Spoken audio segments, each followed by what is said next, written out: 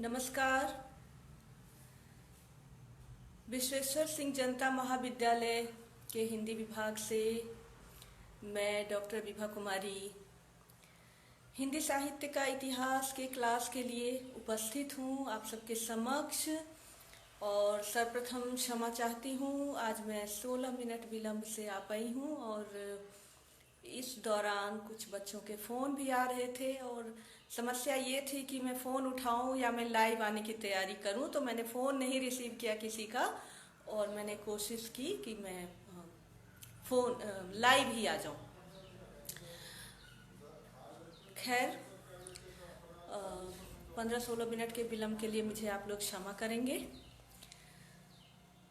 बात कर रहे थे समकालीन साहित्य पर और उसी क्रम में आज बात करनी है हमें आत्मकथा साहित्य पर।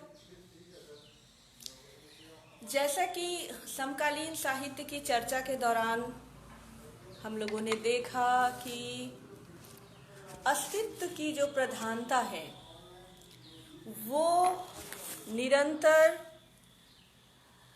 साहित्य में स्थान पाती है और 20वीं सदी का अंतिम दशक और 21वीं सदी का प्रथम दशक इस दृष्टि से बहुत महत्वपूर्ण है कि इस दौरान अस्मितामूलक साहित्य बड़ी संख्या में लिखे गए और ऐसा नहीं है कि यह साहित्य सिर्फ परिमाण की दृष्टि से महत्वपूर्ण है, अपितु यह साहित्य गुण की दृष्टि से भी अत्यधिक महत्वपूर्ण है।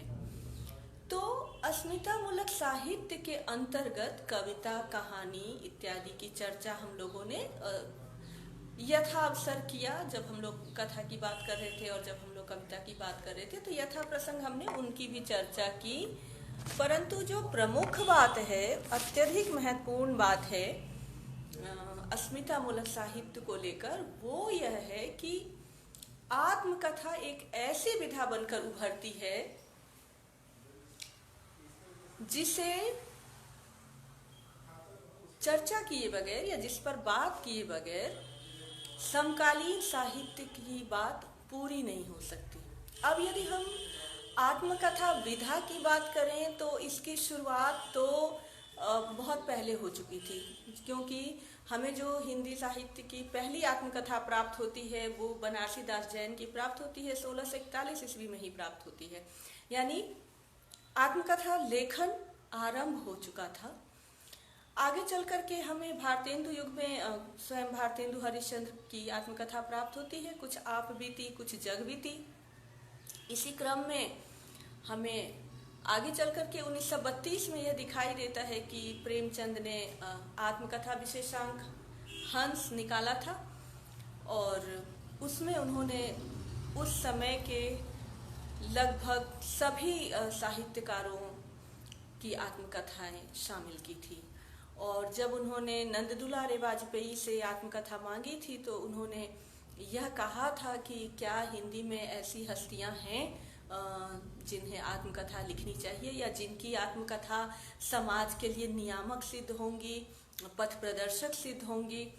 क्योंकि एक परंपरा चली आ रही थी कि आत्मकथा विशेष व्यक्ति ही लिख सकता है, कोई महापुरुष ही आत्मकथा लिख सकता है, ऐसी एक परंपरा चली आ रही थी।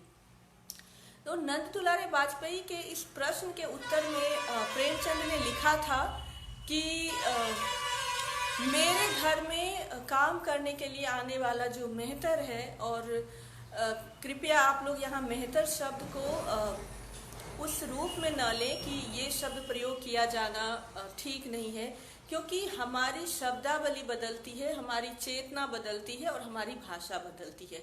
तो बहुत बार प्रेमचंद की जो दलित दृष्टि है उसका विरोध किया जाता है, उनके दलित लेखन का विरोध किया जाता है, परंतु समझने की बात यह है कि उनकी संवेदना क्या थी।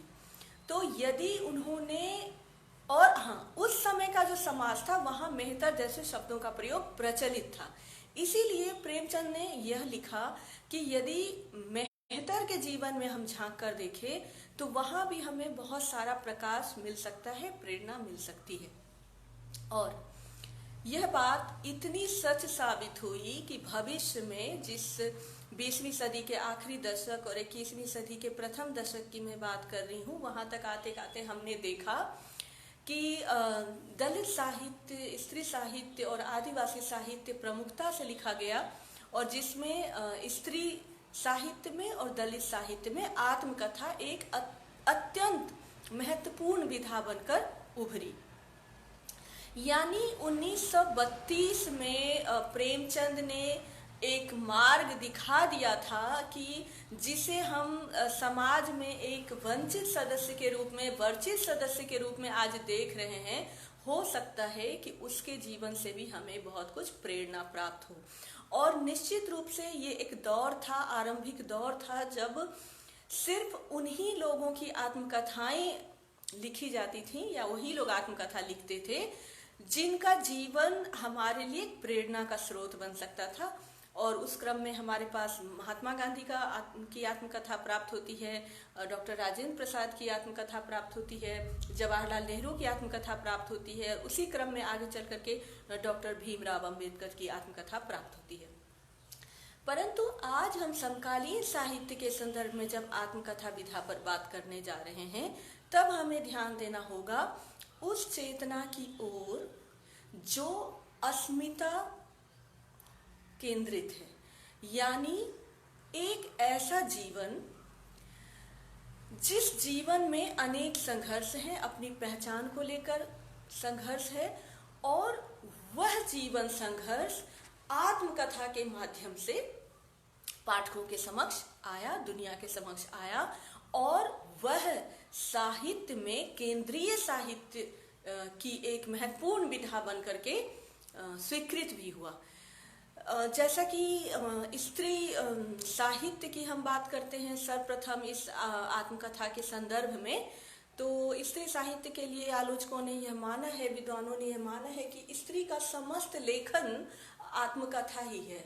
और इसी क्रम में जो थेरी गाथाएं हैं, या फिर जो मीरा की रचनाएं हैं, या जो लल दत्त की रचनाएं हैं, आंडाल की रचनाएं हैं, अक महादेवी की रचनाएं हैं, और आगे चलकर महादेवी की रचनाएं, इन तमाम रचनाओं को विद्वानों ने यह कहा कि बेशक वह थेरी गाथा हो, या वह भक्ति काव्य हो, या वह छायावादी काव्य हो, या वह रेखा चित्र या संस्मरण हो, परंतु कहीं न कहीं उसमें आत्मकथा की झलक है।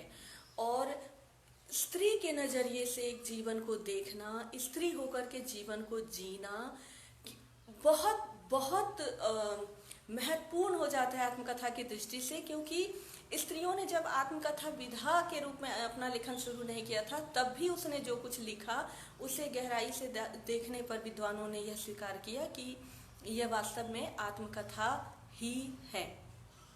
अब बात करते हैं कि आत्मकथा, जैसे हमने देखा कि आरंभ से ही हमें आत्मकथाएं प्राप्त हो रही हैं, और उस क्रम में बनारसीदास जैन की अर्धकथानक का मैंने नाम लिया, तो उतने प्राचीन समय से हमें स्त्रियों की आत्मकथा नहीं दिखाई देती है।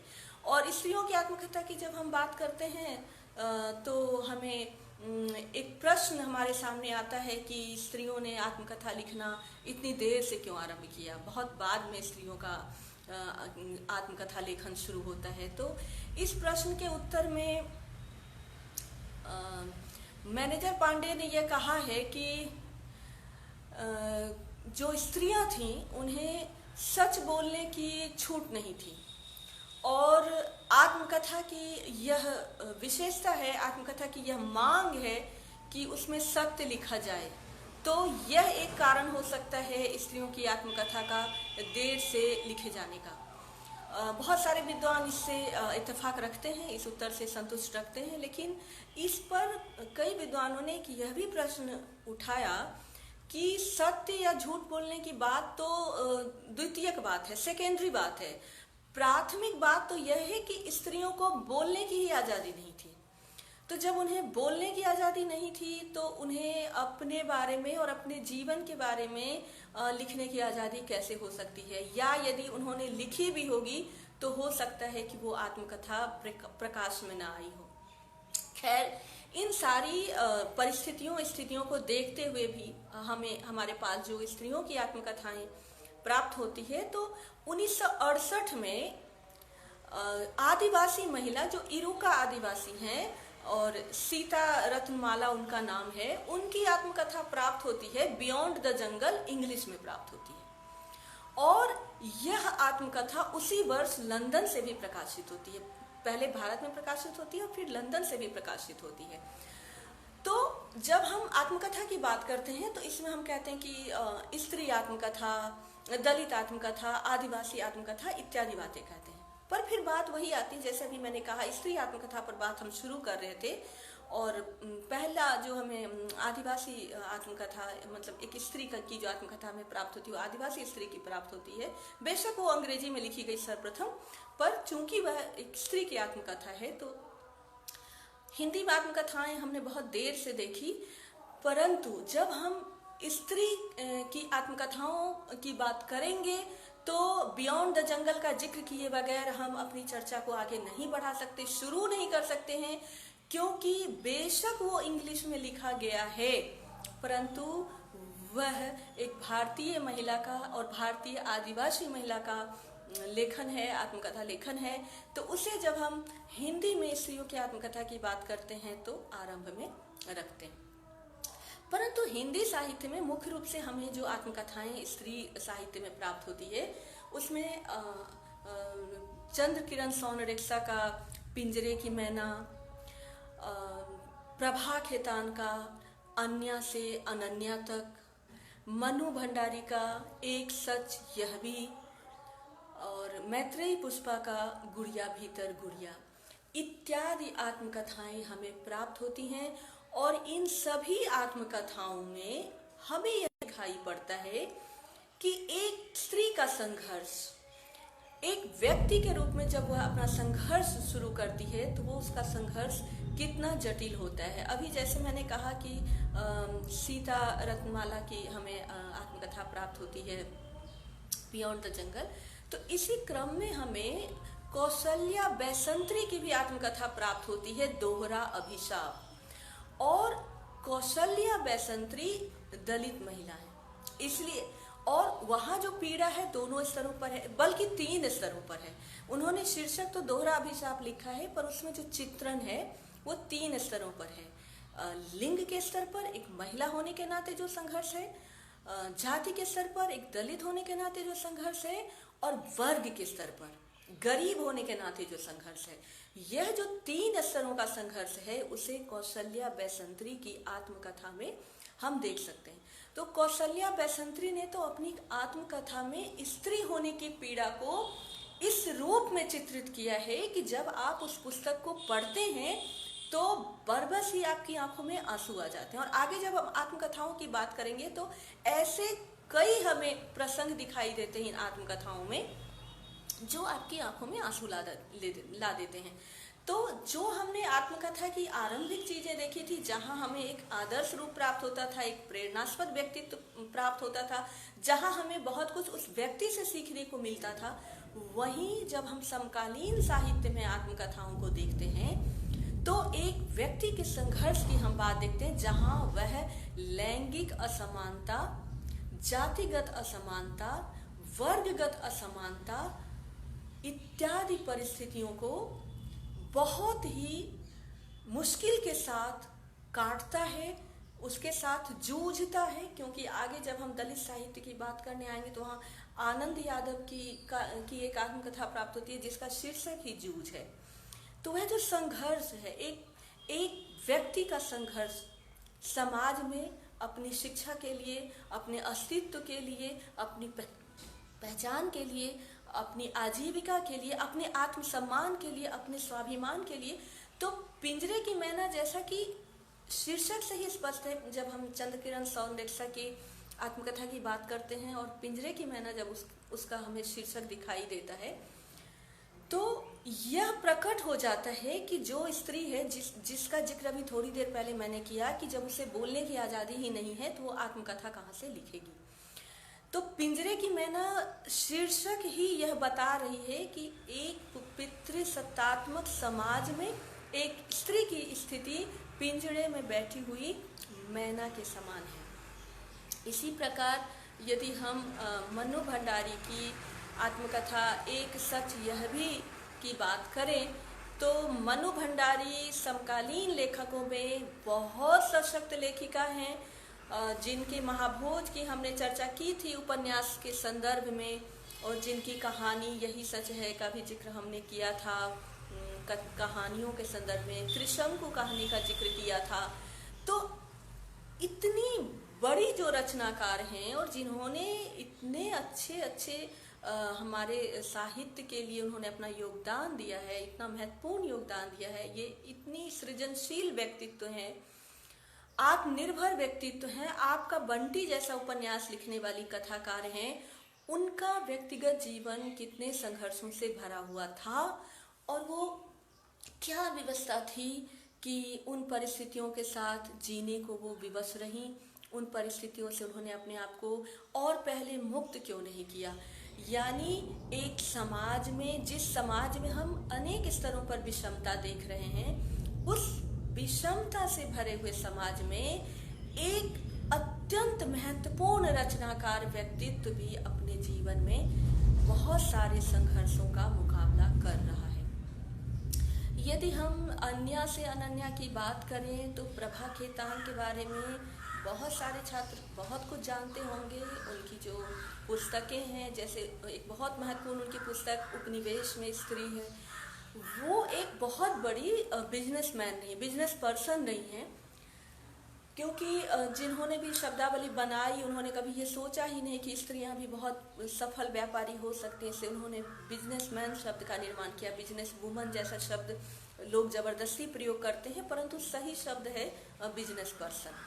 तो वो एक उद्यमी महिला हैं, वो अपना बिजनेस चलाती हैं, परंतु बचपन से लेकर उन्होंने जिस उपेक्षा को सहा, उस उपेक्षा के परिणाम स्वरूप उन्होंने अपने अध्ययन को बहुत बढ़ाया।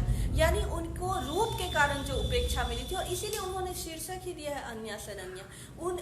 उसे लेकर परिवार में कोई स्वीकार भाव नहीं था, बल्कि जब विदेश जा रही थी तो परिवार के लोगों ने यहाँ तक कह दिया था कि वहीं सेटल हो जाना, वापस मत आना। तो प्रभा खेतान एक जब इतना बड़ा नाम हो जाती हैं और इतनी बड़ी विचारक बन जाती हैं, उनके जीवन के जो संघर्ष थे और वो क्या परिस्थितियां थी जिसके कारण एक विवाहित डॉक्टर के साथ वो अपना संबंध रखती हैं और उस संबंध को जीती हैं, यद्यपि उन्हें बाद में लगता है कि वो संबंध एक खोखला संबंध हो चुका है। तो इत्यादि जो परिस्थितियां हम अन्या से अनन्या में देखते हैं, कि स्त्री के संघर्ष को देखते हैं, तो यह प्रश्न उठता है कि क्या यदि ये आत्मकथाएं नहीं लिखी जाती तो क्या हम इन सवालों के उत्तर पा सकते थे। और सचमुच हम इन सवालों के उत्तर पा नहीं सकते थे, क्योंकि समाज की एक दृष्टि है कि जो महिला बहुत सफल दिखाई दे रही है शायद उसके जीवन में कोई संघर्ष नहीं होगा, इसीलिए वो इतनी सफल हो पाई है। तो इन आत्मकथाओं के माध्यम से हमें पितृसत्तात्मक समाज में और वर्ण व्यवस्था की जो कड़ी रूढ़ियों का पालन करने वाला समाज है, वर्गगत समस्याओं की कड़ी रूढ़ियों का पालन करने वाला समाज है, उस समाज की बारीकियां हमें समझ में आती हैं। इसी क्रम में जैसे मैत्रेयी पुष्पा की आत्मकथा का यदि नाम लेते हैं, कस्तूरी कुंडल बसे, तो कस्तूरी उनकी माता हैं और उनकी माता ने 22 वर्ष की अवस्था में अपना स्कूल जाना आरंभ किया था। और कस्तूरी का जब विवाह हुआ था तो एक प्रकार से कस्तूरी का विक्रय हुआ था, यानी चांदी के सिक्कों के बदले कस्तूरी अपने ससुराल आई थी, तो एक तरह से उसका विक्रय हुआ था। कस्तूरी के जीवन का जो संघर्ष है, शायद वो संघर्ष नहीं होता तो शायद मैत्रेयी पुष्पा भी इतनी बड़ी लेखिका नहीं होती, या शायद मैत्रेयी पुष्पा को भी उतना अध्ययन का अवसर नहीं मिलता। तो 22 वर्ष की अवस्था में जाकर जब उन्होंने स्कूल जाना आरंभ किया, परिवार और समाज की उपेक्षा सही, ताने सुने और इत्यादि परिस्थितियों को झेलते हुए उन्होंने स्वयं अपना कैरियर बनाया और अपनी पुत्री को उच्च शिक्षा दिलवाया और अपनी पुत्री का डॉक्टर से विवाह किया। और इसी आत्मकथा का जो दूसरा खंड है, गुड़िया भीतर गुड़िया, वो फिर हमारे सामने यह जानकारी लेकर आता है कि समाज की दृष्टि में स्त्री एक गुड़िया ही रह जाती है। क्योंकि चाहे सिरकुरा गांव की परिस्थितियां देख लें, वहाँ के लोगों की समझ देख लें, सोच देख लें, या फिर दिल्ली में जो एम्स का रिहायशी एरिया है, जो एम्स सबसे बड़ा जो अखिल भारतीय आयुर्विज्ञान संस्थान के क्षेत्र में है,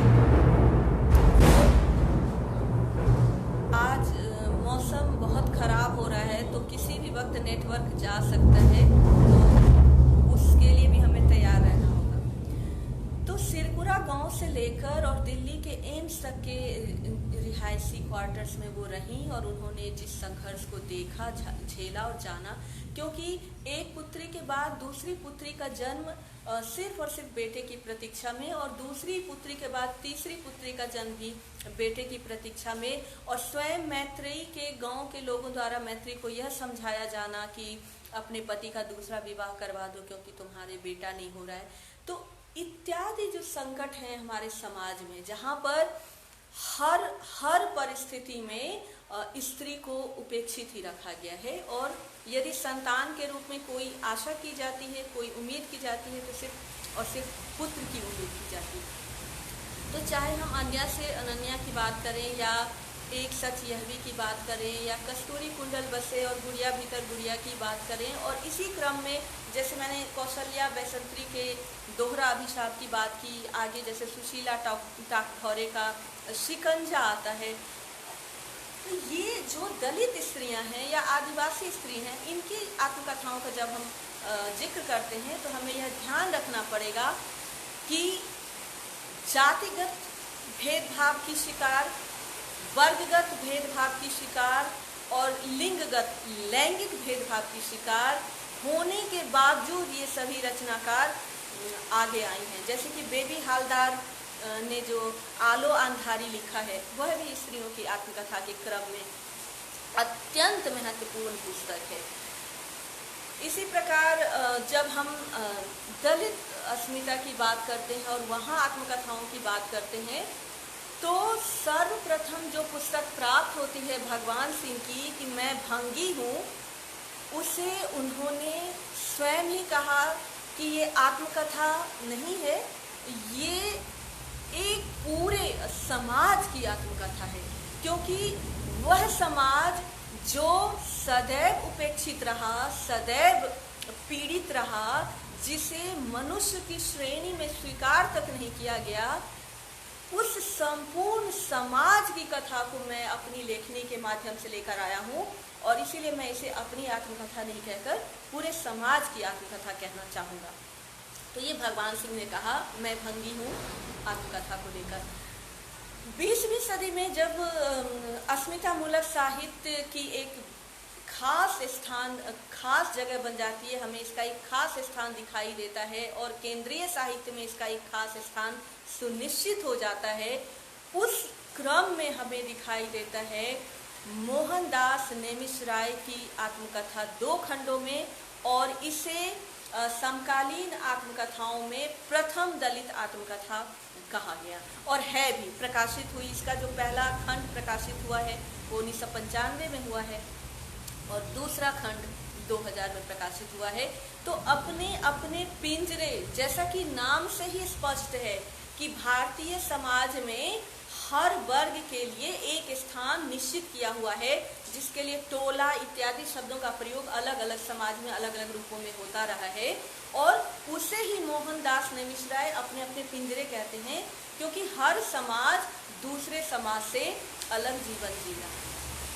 इसी क्रम में हमें जीडी जाटव की पुस्तक मिलती है मेरा सफर मंजिल 2000 में ही, और इन दलित लेखकों ने मुख्य रूप से कविता, कहानी इत्यादि विधाओं में लेखन करने के साथ साथ आत्मकथा की एक दलित व्यक्ति समाज में जब खड़ा होता है और जब वह कुछ लिखता है तो किस प्रकार से समाज में उसे रुकावटें दिखाई देती है। यदि हम ओम प्रकाश वाल्मीकि की जूठन की बात करें तो जूठन भी 2 खंडों में लिखा गया है, और यहाँ भी शीर्षक से ही पता चलता है कि जूठन यानी एक वर्ग का जूठन खाने को दूसरा वर्ग विवश है इत्यादि रूप में। मैं उस उपन्यास की यहाँ समीक्षा नहीं करूँगी, उस आत्मकथा पुस्तक की यहाँ समीक्षा नहीं करूँगी। मैं सिर्फ ये बताना चाहती हूँ कि चाहे अपने अपने पिंजरे हो या मेरा सफ़र मंजिल हो या जूठन हो, ये सभी आत्मकथा पुस्तक हमें सोचने को विवश करते हैं कि हमारे देश में हम जिस समानता की बात हम कर रहे हैं, जिस वैयक्तिकता की हम बात कर रहे हैं, क्या आज भी हम उस समानता को प्राप्त कर पाए हैं या प्राप्त करने में अभी हमें और बहुत बहुत समय लगेगा।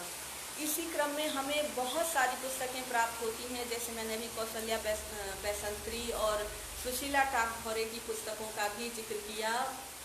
आगे चल कर के प्रोफेसर स्वराज सिंह बेचैन की आत्मकथा भी 2 खंडों में प्राप्त होती है, जिसमें जो प्रथम पुस्तक है वो उसका शीर्षक है कि माली करके है। मैं उस शीर्षक को थोड़ा सा भूल रही हूँ कि जल्दी चला गया माली, कुछ इसी भाव से है। और जो दूसरा शीर्षक है, जो दूसरा खंड है वो है मेरा बचपन मेरे कंधों पर।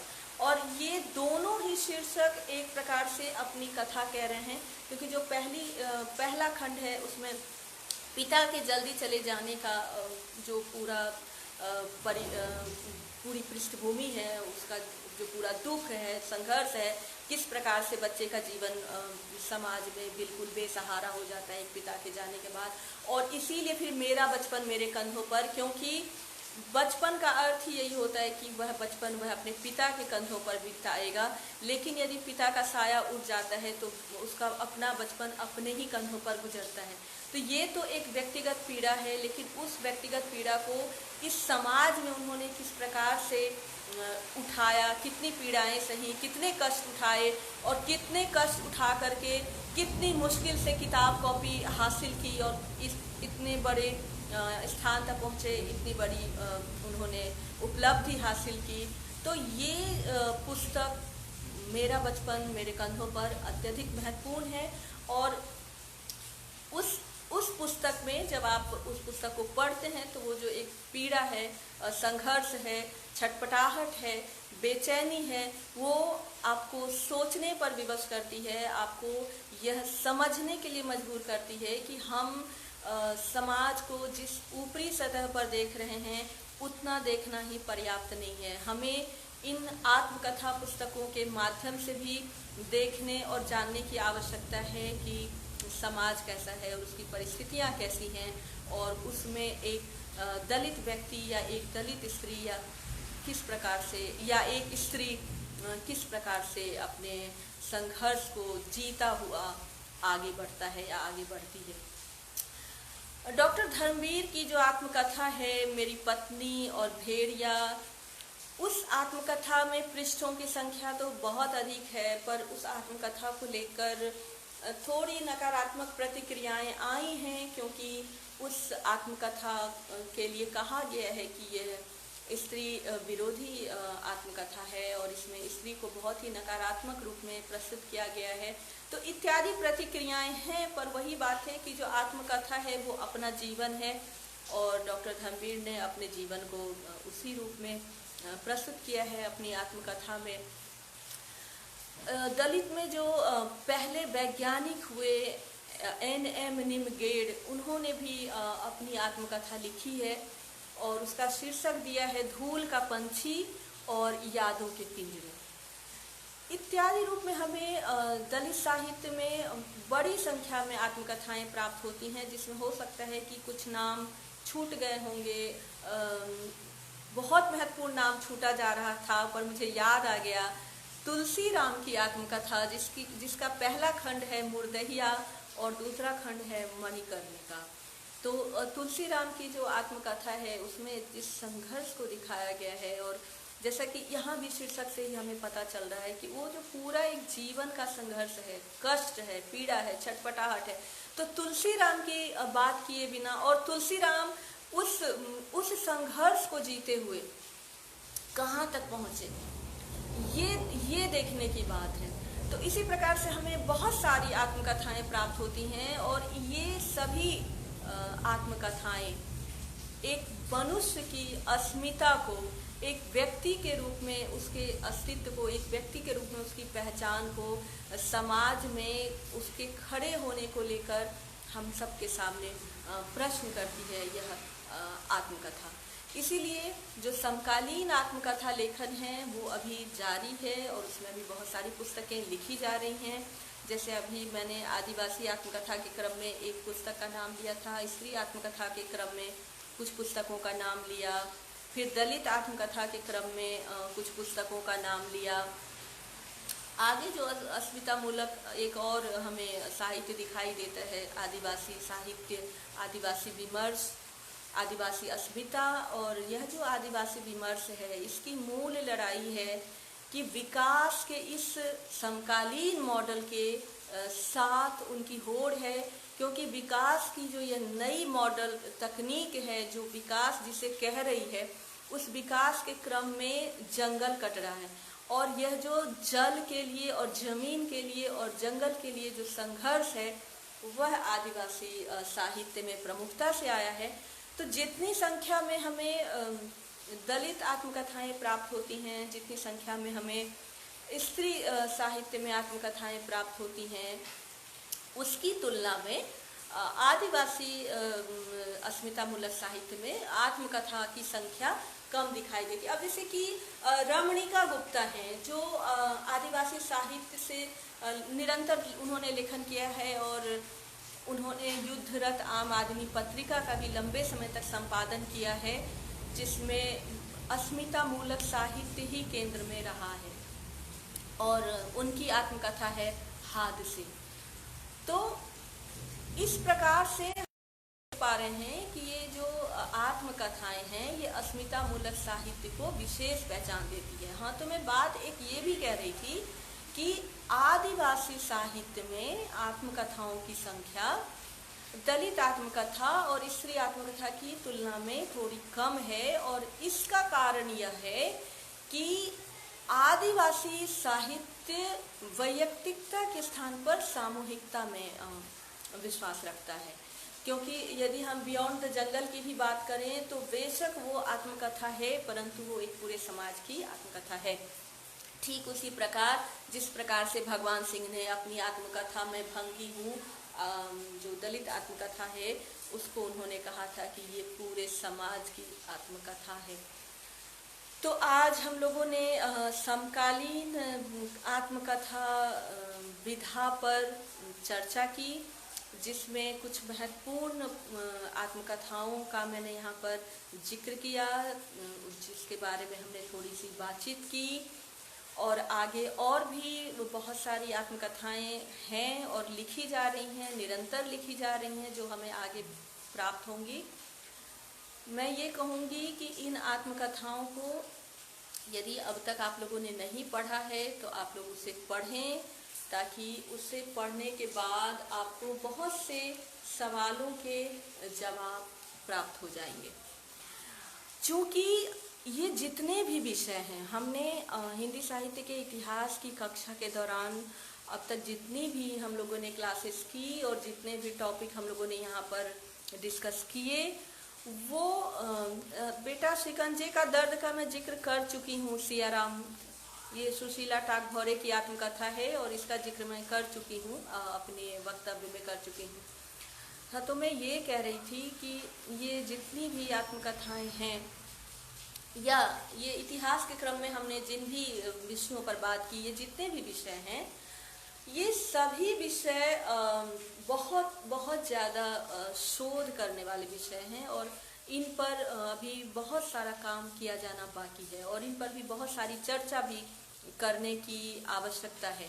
परंतु ये जो क्लासेस हो रही थी, ये बीए प्रथम वर्ष के छात्रों के लिए हो रही थी और उस क्रम में आज मैं ये मानती हूँ कि पाठ्यक्रम को यहाँ पर हम स्टॉप करते हैं, क्योंकि जो पाठ्यक्रम हमारे पास है उसमें नई कविता तक का ही सिलेबस है। परंतु मैं बार बार कहती हूँ कि जब हम समकालीन साहित्य को नहीं पढ़ेंगे, नहीं जानेंगे, तो हिंदी साहित्य का इतिहास पढ़ना अधूरा रह जाएगा।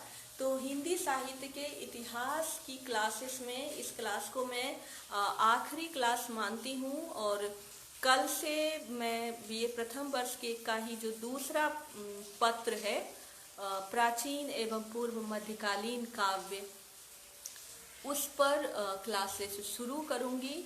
प्राचीन एवं पूर्व मध्यकालीन काव्य का बहुत सारा हिस्सा क्लास के तहत हम लोगों ने किया हुआ था जब हम लोग क्लासरूम में मिल रहे थे। बहुत सारी हमने व्याख्याएं की थी, परंतु उनमें से जो भी कुछ महत्वपूर्ण मुझे लगेंगे कवि, और जिनकी बात मुझे लगेगा कि करना बहुत ज़रूरी है, उन कवियों की, उन काव्यगत विशेषताओं की और उन कवियों की के परिचय की चर्चा हम लोग यहाँ करेंगे। उनकी कविताओं पर भी हम लोग बातचीत करेंगे, और आप सबके जो कुछ टॉपिक्स थे जो आप लोगों ने अपनी अपनी चॉइसेस रखी थी, तो मेरी एक कोशिश है कि उन सभी टॉपिक्स पर लेक्चर मैं यूट्यूब पर अपलोड कर दूंगी, और आप सब लोग वहाँ से उसे प्राप्त करेंगे और वहीं से अपनी प्रतिक्रिया भी देंगे। क्योंकि जब ऑनलाइन क्लासेस हो रही हैं तो जितना हमारा विषय है और जितनी सारी क्लासेस हैं उनको सिर्फ और सिर्फ फेसबुक के माध्यम से पूरा करना संभव होता नहीं नज़र आ रहा है, क्योंकि लॉकडाउन की अवधि बढ़ गई है, और इस लॉकडाउन की बढ़ती हुई अवधि को हम कोई बाधा न मान करके अपनी सुरक्षा का माध्यम समझें। और इसी क्रम में मैंने कल अरस्तु के अनुकरण सिद्धांत और विरेचन सिद्धांत पर एक वीडियो बीए तृतीय वर्ष के छात्रों को ध्यान में रखते हुए अपलोड किया है, और उसका लिंक मैंने कॉलेज के मेल पर भेजा है ताकि वो कॉलेज और यूनिवर्सिटी के वेबसाइट पर अपलोड हो सके। तो जितने छात्र मेरे साथ फेसबुक पर जुड़े हुए हैं उनको मैं जब मैं यूट्यूब पर कोई लेक्चर डालूंगी, अपना लिंक मैं उनको मैसेंजर पर भी दे दूंगी, ताकि वो लोग वहाँ से सुन सकें और देख सकें और अपनी प्रतिक्रियाएं दे सकें। बच्चों, मैं भी बहुत ज़्यादा टेक्नोलॉजी के साथ फ्रेंडली नहीं हूँ, क्योंकि हम लोग थोड़ी पुरानी पीढ़ी के लोग हैं, और वक्त की आवश्यकता को देखते हुए मैंने ये कोशिश की है कि अपने क्लासरूम को यहाँ इस टेक्नोलॉजी तक लेकर आऊं। और इसी क्रम में मैंने पहले फेसबुक से शुरू किया, अब यूट्यूब से शुरू कर रही हूं। इसके साथ साथ मैंने बीए द्वितीय वर्ष के छात्रों को ध्यान में रखते हुए नागार्जुन पर और मुक्तिबोध पर 2 लेक्चर अपना पीडीएफ फॉर्म में बना करके भी कॉलेज को मेल किया है, ताकि वहां से वेबसाइट तक जा सके और छात्र लाभान्वित हो सके। बीए प्रथम वर्ष के छात्रों को ध्यान में रखते हुए मैंने सूरदास के ऊपर एक लेक्चर बनाकर पीडीएफ फॉर्म में कॉलेज को मेल किया है। तो इस तरह से अभी बीए प्रथम वर्ष, द्वितीय वर्ष और तृतीय वर्ष के छात्रों के कोर्स को, पाठ्यक्रम को ध्यान में रखते हुए मैंने पीडीएफ लेक्चर, यूट्यूब लेक्चर और फेसबुक लेक्चर को शुरू किया है। और इसी क्रम में जैसे हमारे एमए और पीएचडी के स्टूडेंट्स ने अपने कुछ टॉपिक्स दिए हैं, तो मैं ये कोशिश करूंगी कि उन टॉपिक्स को भी मैं यूट्यूब पर किसी दिन समय निकाल कर अपलोड कर सकूं, ताकि हमारे छात्र लाभान्वित हो सकें और अपनी प्रतिक्रियाएं दे सकें। मुझे लगता है कि आज मौसम की जो बाधा है, जिस कारण नेट भी थोड़ा डिस्टर्ब हो रहा है और आवाज़ की भी शायद समस्या आ रही होगी, तो आज की क्लास को यहाँ पर विराम देते हैं। इस क्लास से मतलब पहली क्लास से लेकर आज तक हिंदी साहित्य के इतिहास की क्लास की बात कर रही हूँ। यदि कुछ बच्चों ने नहीं देखा होगा या जिनकी क्लास छूट गई होगी, तो कृपया मेरे फेसबुक वॉल पर जाएं और वहाँ से मेरे लेक्चर को प्राप्त करें, क्योंकि 18 मार्च से लेकर आज 16 मार्च है, तो इस बीच में कुछ संडे पड़े होंगे, कुछ छुट्टियों वाले दिन आए होंगे, तो इत्यादि को छोड़ करके जितनी भी क्लासेस हैं तो लगभग 1 महीने की यह एक कोशिश है जिसमें पहली बार मैंने कैमरे के सामने क्लास लेने की कोशिश की है। और मैं बार बार कह रही हूँ कि हम लोग बहुत ज़्यादा टेक्नोलॉजी फ्रेंडली लोग नहीं रहे हैं, क्योंकि हमारे लिए पढ़ाई का मतलब था कॉपी किताब, क्लासरूम, टीचर और स्टूडेंट। लेकिन समय और परिस्थिति को देखते हुए, समस्याओं के साथ जूझते हुए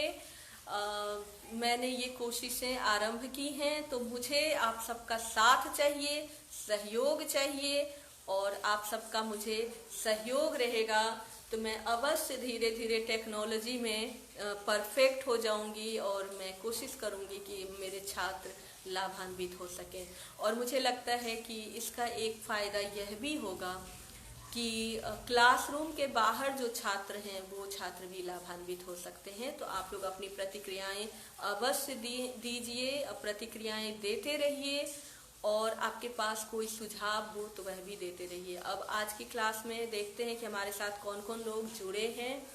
तो नीरज मित्तल सर है, सर प्रणाम करती हूँ, बहुत बहुत स्वागत, धन्यवाद, आभार। अंजना कुमारी हैं, लिख रही हैं थैंक्स टू यू मैम, बहुत बहुत धन्यवाद बेटा, खुश रहिए और इसी तरह से मन लगाकर पढ़िए। मैं अंजना के बारे में बताना चाहूँगी कि साइकिल चला करके बहुत दूर से आती हैं पढ़ने के लिए और बहुत रेगुलर हैं, चाहे क्लासरूम हो चाहे फेसबुक हो, अंजना किसी भी दिन एब्सेंट नहीं होती है। तो इस बच्ची की जो लगन है वो मुझे बहुत ही खुशी देती है और मैं चाहती हूँ कि अंजना इसी तरह से पढ़ती रहे और अपने जीवन में बहुत आगे बढ़े। पद्मकांत, यूट्यूब लिंक क्या है मैम? बेटा मैं भेज दूंगी, और आप लोगों के जितने भी टॉपिक्स हैं जो आप लोग चाहते हैं कि मैं डिस्कस करूं वो मैं धीरे धीरे यूट्यूब पर डाल दूंगी। क्योंकि जो प्रथम वर्ष की क्लास मैंने फेसबुक पर शुरू की थी, इसकी मुख्य वजह ही यही थी, मैंने आप लोगों को बताया भी था कि हर बच्चे के पास मोबाइल नहीं है और एक बार फेसबुक के वॉल पे जो लेक्चर चला जाता है वो सदा के लिए चला जाता है, कभी भी किसी भी दिन कोई बच्चा देख सकता है। तो अभी प्रथम वर्ष की क्लास को ही दूसरे पत्र को कंटिन्यू करूंगी और आप लोगों की आवश्यकताओं के हिसाब से मैं YouTube पर लेक्चर अपलोड करती रहूंगी। अभी कुछ बच्चों ने मुझे कहा था कि मैम भाषा विज्ञान पे कुछ लेक्चर दीजिए, तो वो सब कुछ मेरे जहन में है। मैं धीरे धीरे सारे टॉपिक्स कवर करने की कोशिश करूंगी, क्योंकि ये जो नई टेक्नोलॉजी है इसके साथ हम टीचर्स को भी ढलने की आवश्यकता है। सावित्री लिख रही हैं, बहुत बहुत धन्यवाद मैम, स्वागत सावित्री, धन्यवाद आपका। प्रियंका लिख रही हैं 15 अप्रैल ma'am, thank you so much ma'am, बहुत कुछ नया भी जाना इन दिनों क्लास में आपकी। अच्छा मैंने 16 अप्रैल कह दिया था, ठीक है बच्चे, हाँ 15 अप्रैल है। धन्यवाद प्रियंका। सरिता लिख रही हैं, बहुत बहुत धन्यवाद मैम। तो सरिता आपका भी स्वागत है, प्रियंका बच्चे आपका भी स्वागत है, सावित्री आपका भी स्वागत है, अंजना स्वागत बेटा। पद्मकांत, अच्छी पहल है मैम, हाँ बेटा आप लोग अपना सहयोग बनाए रखिए इसी तरह से, और मैं यूट्यूब लिंक आप लोगों को भेजती रहूँगी। सुमित देख रहे हैं, तो सुमित भी बहुत रेगुलर छात्र हैं और सुमित भी बहुत ही मन लगाकर पढ़ते हैं। अंजना लिख रही है, ठीक है मैम। सरिता भी लिख रही है, यूट्यूब लिंक मैं भेज दूंगी बेटा। सिया राम कुमार लिख रहे हैं, शिकंजे का दर्द बेटा, ये सुशीला टाकभौरे की आत्मकथा है और इसका जिक्र अभी मैंने किया अपनी चर्चा में। निकी रंजन नमस्ते करती हूँ, बहुत स्वागत, बहुत धन्यवाद, बहुत आभार, इसी तरह अपना सहयोग बनाए रखें। पिंकी भारद्वाज, खुश रहिए पिंकी, इसी तरह से अपना सहयोग बनाए रखिए, बहुत बहुत स्वागत है पिंकी। मगन ठाकुर हैं, बहुत बहुत स्वागत है भाई, इसी तरह से अपना सहयोग बनाए रखिए। सिया राम कुमार लिख रहे हैं, मैम बारिश हो रही है क्या? बेटा बारिश भी हो रही है, बादल भी गरज रहे हैं, मौसम बहुत खराब हो रहा है और पूरा अंधेरा होता जा रहा है और मुझे लग रहा था कि चलेगा, नेट की बहुत समस्या रही, पर मुझे लगता है कि ठीक है, थोड़ी बहुत बाधाओं के बावजूद भी हमारा लेक्चर हो पाया। सरिता लिख रही हैं अपने अपने पिंजरे। हाँ बेटा, ये मोहनदास नेमिशराय की है, अपने अपने पिंजरे। 2 भागों में है, पहला भाग 1995 और दूसरा भाग 2000। इस पर भी हमने चर्चा की। भावना प्रकाशन देख रहे हैं, बहुत बहुत स्वागत है आपका सर। और मैं चाहती हूँ कि आपका सहयोग मुझे इसी तरह से मिलता रहे। और इन दिनों मैं जो भी लिख पढ़ रही हूँ, काफ़ी काम कर रही हूँ, तो मैं चाहती हूँ कि निकट भविष्य में वो आपके यहाँ से छपे भी। तो आपका सहयोग मुझे हमेशा मिला है और आशा करती हूँ कि हमेशा मिलता भी रहेगा। तो बहुत बहुत धन्यवाद, बहुत बहुत आभार, बहुत बहुत स्वागत। स्वर्णिम किरण झा, प्रणाम करती हूँ दीदी। आप लिख रही हैं, सही कहा विभा जी, स्त्री चाहे कितनी भी शिक्षिता हो, गुणवान हो, उच्च पदस्थ हो, उसे आजीवन कभी पिता, कभी पति, कभी पुत्र के मनोनुकूल ही चलना पड़ता है। अगर वो विरोध कर अपने मापदंड खुद बनाती है, अपने मार्ग खुद प्रशस्त करती है, या अपनी निजता को बरकरार रखने की कोशिश करती है, तो वो निश्चित तौर पर अपनों से कटती चली जाती है। कुछ ही महिलाएं ऐसी भाग्यशाली होंगी जिन्हें खुशी खुशी जीने की इजाज़त होगी, विशेषकर लैंगिक आधार पर। बिल्कुल सच कर रही हैं दीदी आप। अभी मैंने कौशल्या बैसंत्री का नाम लिया था, उनकी आत्मकथा का जिक्र किया था, और आपकी बातों से मुझे याद आया कि कौशल्या बैसंत्री की आत्मकथा में ये लिखा हुआ है कि उसके पति उच्च पद पर थे, अधिकारी थे, और जब बाहर जाते थे तो चाय, चीनी इत्यादि चीज़ों को ताले में बंद कर जाते थे, और कौशल्या यदि मांगती थी तो कहते थे कि खुद कमाओ और खुद खाओ। और इसी प्रकार की टिप्पणी डॉक्टर धर्मवीर ने अपनी आत्मकथा मेरी पत्नी और भेड़िया में भी लिखा हुआ है कि ये जो स्त्रियां होती हैं ये बिल्कुल अजगर की तरह होती हैं और पति की कमाई पर ऐश करती हैं। तो हम देखते हैं कि जो लैंगिक असमानता है वो हर वर्ग में है और हर स्तर पर है, क्योंकि समाज में तो जातिगत असमानता है ही, वर्गगत असमानता तो है ही, लेकिन जो लैंगिक असमानता है वो हर स्तर पर स्त्री झेलती है, चाहे वह सामान्य वर्ग से हो, सवर्ण स्त्री हो, या वह दलित स्त्री हो, या आदिवासी स्त्री हो। तो इत्यादि रूपों में जो स्त्री का संघर्ष है वो कई स्तर का संघर्ष हो जाता है। तो इन आत्मकथाओं के माध्यम से समाज में मुझे लगता है कि एक जागरूकता आएगी और लोग संवेदनशील हो पाएंगे और शायद परिस्थितियां बदलेंगी। रूबल हैं, रूबल आपका मैं बहुत बहुत स्वागत करती हूँ, बहुत बहुत धन्यवाद, बहुत बहुत आभार। आप जब भी मेरे क्लास से जुड़ती हैं मुझे बहुत खुशी होती है, और मैं चाहूँगी रूबल कि अपना सहयोग इसी तरह से बनाए रखें। वंदिता वशिष्ठ हैं, स्वागत है वंदिता आपका, बहुत बहुत धन्यवाद। रिंकू चौरसिया हैं, लिख रही हैं, नमस्ते दीदी जी, बहुत बहुत बढ़िया, बहुत बहुत स्वागत रिंकू। इसी तरह से अपना सहयोग बनाए रखिए। चौरसिया आयुर्वेद लिख रहे हैं, देख रहे हैं, बहुत बहुत स्वागत आपका, इसी तरह से अपना सहयोग बनाए रखें। रिंकू चौरसिया लिख रही है, नमस्ते दीदी, बहुत बढ़िया, खुश रहिए रिंकू, यही कहूँगी कि इसी तरह से अपना सहयोग बनाए रखें। चंद्रभानु प्रसाद सिंह सर लिख रहे हैं, लाभप्रद व्याख्यान, बधाई, प्रणाम करती हूँ सर, और आपका प्रोत्साहन सर मेरे लिए बहुत महत्वपूर्ण है, क्योंकि पहली बार मैंने ऑनलाइन क्लासेस के लिए पहल की है, और पहली बार मैंने फेसबुक को, यूट्यूब को, इन सबको पढ़ाई के लिए चुना है, और कोशिश करूंगी कि दिन ब दिन इसमें मैं अधिक कुशलता प्राप्त कर सकूं और उतनी ही सहजता से इन माध्यमों के साथ भी मैं अध्ययन अध्यापन कर सकूं जितनी सहजता से हम अपने क्लासरूम में करते हैं। तो सर मैं आपका बहुत बहुत आभार व्यक्त करती हूँ, बहुत बहुत धन्यवाद सर। इसी तरह से अपना आशीर्वाद और प्रोत्साहन बनाए रखिए। ज्योति मिश्रा हैं मेरी मित्र, बहुत बहुत स्वागत ज्योति, इसी तरह से अपना सहयोग बनाए रखिए। संजीव आनंद झा हैं भैया, प्रणाम करती हूँ, अपना सहयोग इसी तरह से बनाए रखें। गौतम कुमार लिख रहे हैं कि रामधारी सिंह दिनकर जी के जीवनी पर कुछ खास बातें जो कम लोगों को पता हो उस पर आज या फिर कभी प्रकाश डालें तो अवश्य आज हमने आत्मकथा विधा पर बात की और जीवनी विधा पर हम लोगों ने तब बात की थी जब जीवनी विधा हमारे क्रम में था।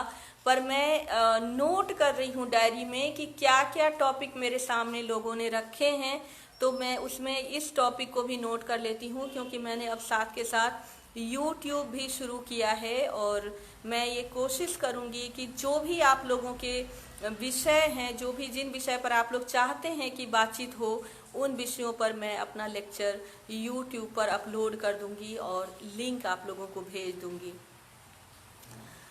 अजय पाठक देख रहे हैं, प्रणाम करती हूँ सर, इसी तरह से अपना सहयोग बनाए रखें।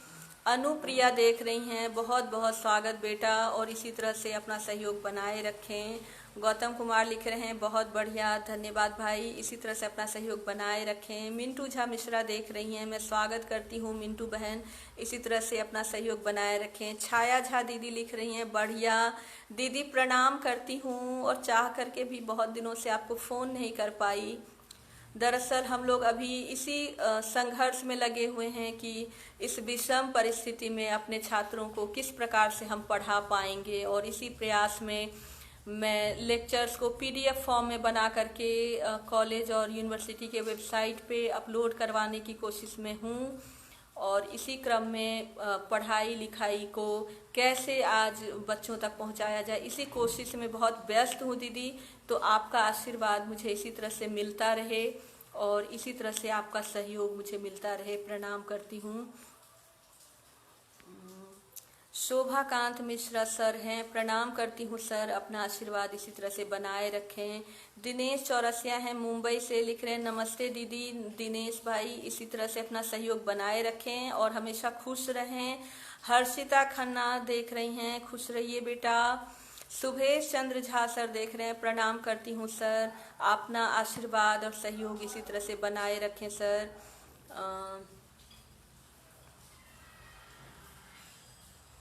दीपिका देख रही हैं, लक्ष्मी देख रही हैं। तो आज की क्लास में हमारे साथ इतने सारे लोग जुड़े थे, और कल की क्लास में हम लोग प्राचीन एवं पूर्व मध्यकालीन काव्य को पढ़ेंगे।